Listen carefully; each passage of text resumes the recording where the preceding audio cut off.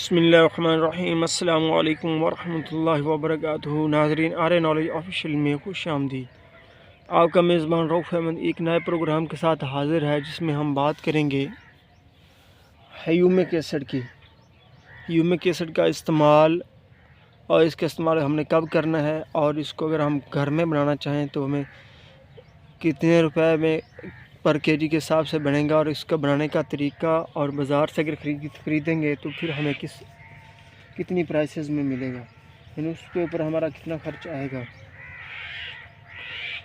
और humic acid के इस्तेमाल के फ़ायदे इनके मतलब आज हम आपसे शेयर करेंगे। उससे पहले रसूल बरकत के लिए एक दफ़ा दुरूद शरीफ पढ़ लें। सल्लल्लाहु तआला अला मुहम्मद सल्लल्लाहु अलैहि वालैहि वसल्लम। सबसे पहले अगर आपने मेरा पिछला प्रोग्राम देखा है, जिसमें मैंने आपको सीट्रस में ज़मीन की पीएच को कंट्रोल करने के लिए बताया था, और बताया था कि आम और खुला तेज़ाब जो हम इस्तेमाल करते हैं फसल ज़मीनों में, अगर उसके क्या नुकसानात हैं।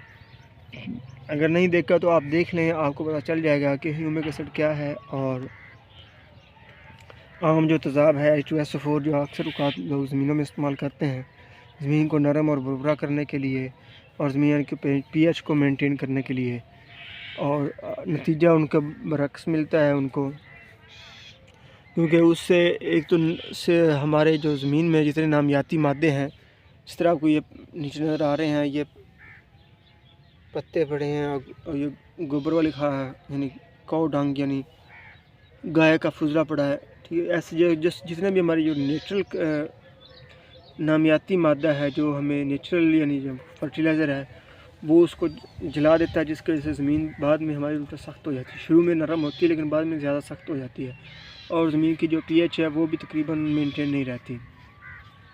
और इसके बरक्स साइंसदानों ने ज़मीन को पीएच को मेंटेन करने के लिए ह्यूमिक एसिड के नाम से एक एसिड तैयार किया है, जो कि दरअसल ख़ुद एक नामियाती मादे का मजमूआ है। ये नामियाती मादे को मकदार को बढ़ाने में मदद देता है। लेकिन आज मैं आपको पोटाशियम ह्यूमिक एसिड बनाने का तरीका सिखा रहा हूँ, जिससे आपकी ज़मीन की पीएच भी मेंटेन हो जाएगी, और आपकी फसल को पोटाश की भी वो भी मिल जाएगा। इसके पहले मैं आपको ह्यूमिक एसिड के फ़ायदे बता देता हूँ। ह्यूमिक एसिड के इस्तेमाल करने से हमारी ज़मीन भुरभुरी और नरम होती है, और ज़मीन में पानी के ठहरने की, यानी इसमें पानी वत्तर देर तक रहने की सलाहियत बढ़ जाती है।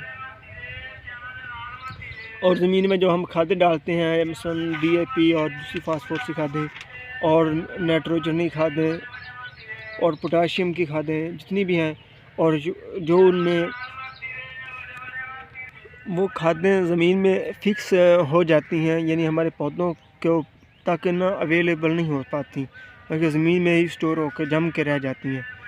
तो उसके को दोबारा पानी में हल होने के बाद पौधों का फराहमी को यकीनी बनाते हैं, और मैक्रो न्यूट्रिएंट्स जो ज़मीन में मौजूद होते हैं, जिसे हम गोबर की खाद के ज़रिए से, हम नामियाती मादों के ज़रिए से हम फराहम करते हैं, जो उसमें भी जो स्टोर हो चुके होते हैं, उसको भी हमारे पौधों तक फराहमी में मदद देती हैं। और अगर हम इसको दूसरी खादों के साथ मिलाकर अगर इस्तेमाल करें, तो उन खादों की अफादियत और बढ़ जाती है, और ज़मीन की पीएच को भी बेहतर करता है। अब मैं इसे आपको घर में बनाने का तरीका बताने लगा हूँ। घर में ह्यूमिक एसिड का बनाने का तरीका, आप पहले मैं कहूँगा कि आप उसको कापी पेन से ले लें और नोट फरमा लें इसका फार्मूला। लेकिन उससे पहले मैं आपको बता दूं इसके रेट के मतलब। जो हम बाज़ार से हम ह्यूमिक एसिड ख़रीदते हैं, वो दानेदार या ठोस हालत में होता है। इसकी कीमत 300 रुपये किलो तक है, और लो क्वालिटी के जो ह्यूमिक एसिड मिल रहे हैं बाज़ार में से, उनकी प्राइसेस जो है 200 रुपये की है। अगर इसको हम घर में तैयार करेंगे तो हमको ये तकरीबन 45 से 50 रुपये किलो में तैयार हो सकता है। बाज़ार में हासिल होने वाला जो ह्यूमिक एसिड है, वो 40% ह्यूमिक एसिड और 7% पोटाश होता है। यानी हमारी मार्केट में जो ह्यूमिक एसिड है वो पोटाश ह्यूमिक एसिड होता है। अब मैं आपको इसके अज्जा बताने लगा हूँ। इसके अज्जा हैं पोटाशियम हाइड्रोक्साइड 90% वाला और लिग्नाइट्स 70% वाला, ये हम इस्तेमाल करेंगे। अब इसको इस्तेमाल कैसे करना है, ये 2 ही आइटम है, हमने कोई ज़्यादा आइटम नहीं इकट्ठे करने, सिर्फ 2 आइटम है। इसके लिए हमने सबसे पहले जो काम करना है, हमने एक ड्रम लेना है और इस ड्रम के अंदर हमने, जो मैं आपको बताने जा रहा हूँ वो 100 किलोग्राम ह्यूमिक एसिड की मकदार मैं आपको बताऊँगा। अगर आपके पास कोई ड्रम नहीं है, अगर आप थोड़ी मकदार में बनाना चाहते हैं तो आप एक टब भी ले सकते हैं। इसमें हम 60 किलोग्राम जो है पानी डालेंगे। पहले हम ड्रम में 60 किलो तक पानी डालेंगे, यानी 60 किलोग्राम। और इसके बाद हम 13 किलोग्राम पोटाशियम हाइड्रोक्साइड डालेंगे। लेकिन पोटाशियम हाइड्रोक्साइड डालते वक्त अपने एहतियात करनी है, क्योंकि ये एसिड नहीं है बल्कि बेसिस है। बेसिस जितने पढ़े लिखे हैं, जिन्होंने 8 या 10 क्लास तक पढ़ी है, उनको एसिड और बेसिड के मतलब काफ़ी मालूमात है। बेसिड की पीएच जो होती है वो 13-14 तक, 8 से ऊपर जो है बेसिस शुरू हो जाती है, वो बेस तस्वर की जाती है। सबसे हल्के बेसिस की पीएच 8 होती है और ज़्यादा से ज़्यादा बेसिस की पीएच जो है 14 होती है।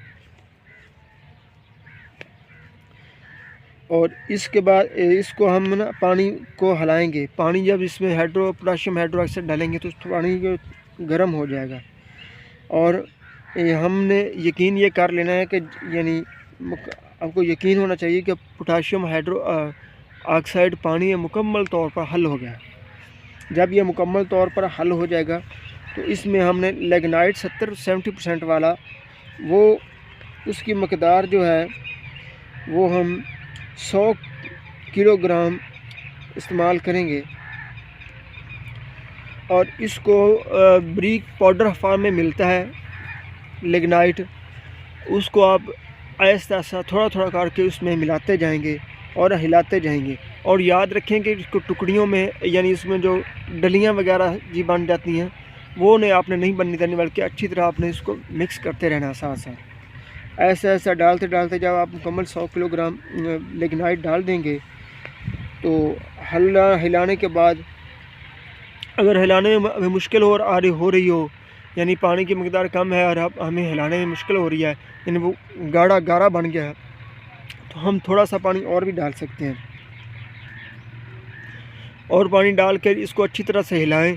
हिलाने के बाद हमने जो करना क्या है, इसको हमने जिस तरह से आपने देखा होगा कि हमारे जो कंक्रीट वाले होते हैं, उन्हें बाद का कुछ स्लैबें वगैरह बनानी होती हैं, तो वो ईंटों को जोड़कर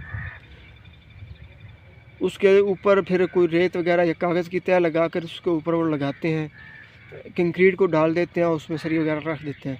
इस तरह वो बाहरी सतह पर, यानी इसको ज़्यादा बाहर बिखर ना जाए, रोकने के लिए बाहर से इंट रखते हैं। आपने इसी तरह इंट रखने के बाद आपने इसके ऊपर पीवीसी प्लास्टिक का जो एक शीट है उसको आपने ऊपर रख के इसके ऊपर इसको डाल देना है और इसको धूप में डाल देना है।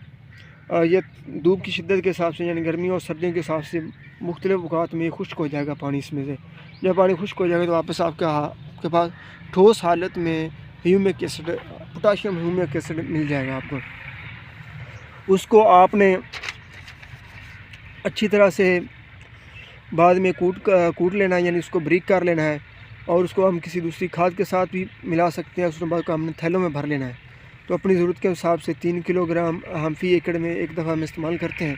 आप इसको बिजाई के वक्त भी इस्तेमाल कर सकते हैं, बाद में फ्लड भी कर सकते हैं और दूसरी खादों के फ़ायदे को बढ़ाने के लिए भी हम इसको इस्तेमाल कर सकते हैं। इसके साथ हमारा प्रोग्राम इख्तिताम को पहुँचा। अपनी दुआ में याद रखिएगा। पाकिस्तान जिंदाबाद।